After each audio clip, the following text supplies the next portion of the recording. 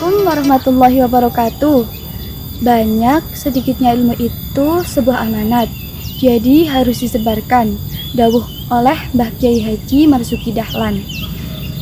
Perkenalkan, nama saya Aulia Nur Syafaatin. Dalam video ini saya akan mengkaji mengenai tema metode di dalam pendidikan dengan metode kisah.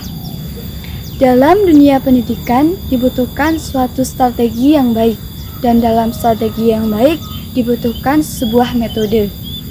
Metode dalam dunia pendidikan mempunyai peranan yang sangat penting dalam mewujudkan tujuan yang telah diciptakan bersama.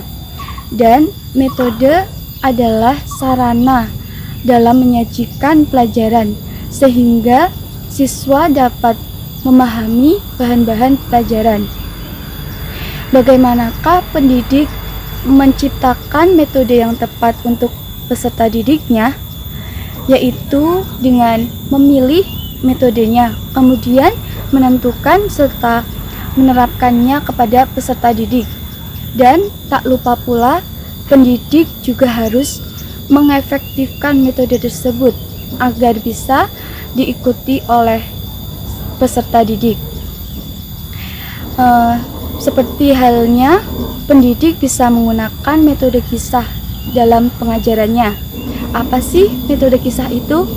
Metode kisah adalah cara mendidik dengan mengandalkan bahasa, baik secara lisan maupun tertulis, dengan menyampaikan dari sumber-sumber pokok ilmu pengetahuan. Metode kisah tidak hanya dilakukan dengan cara manual saja, seperti bercerita berjam-jam yang dapat mengakibatkan peserta didik merasa bosan dan jenuh. Bahkan peserta didik tidak bisa mengambil pelajaran dari kisah tersebut. Lalu bagaimanakah solusinya? Solusinya bisa dengan pendidik mengupgrade media-media yang digunakan dalam metode kisah. Seperti contoh, menggunakan proyektor.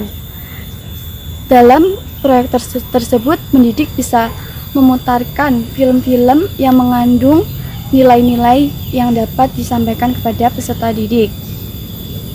Metode kisah dapat menuai sukses sebagian masa karena metode kisah memiliki manfaat dan tujuan, yaitu memberikan informasi, memberikan nilai-nilai sosial, nilai-nilai moral keagamaan, dan juga memberikan informasi mengenai lingkungan fisik dan lingkungan sosial.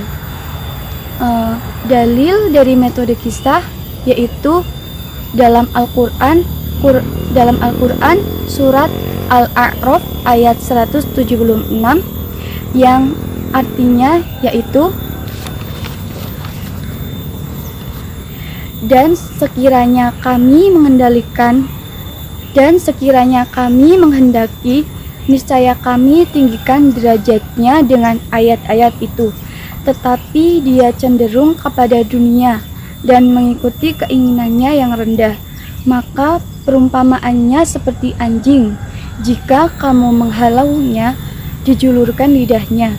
Dan jika kamu membiarkan ia menjulurkan lidahnya juga, demikianlah perumpamaan orang-orang yang mendustakan ayat-ayat kami. Maka ceritakanlah kisah-kisah itu agar mereka berpikir. Dari ayat tersebut menyisipkan anjuran-anjuran untuk menggunakan metode kisah dalam memahamkan seseorang. Kemudian saya ingin menyampaikan sebuah quotes dari Mbah Kyai Haji Mahrus Ali, pendiri Lirboyo, yaitu yang dawuhnya seperti ini. Nabi Sulaiman sukses dalam waktu 90 tahun dan Nabi Nuh sukses dalam waktu 900 tahun. Tetapi di dalam Al-Quran yang disebut sebagai ulul azmi adalah Nabi Nuh. Ini menunjukkan bahwa perjuangan dilihat dari kesulitan, bukan banyaknya murid-murid. Sekian dari saya, mohon maaf apabila ada kesalahan. Terima kasih. Wassalamualaikum warahmatullahi wabarakatuh.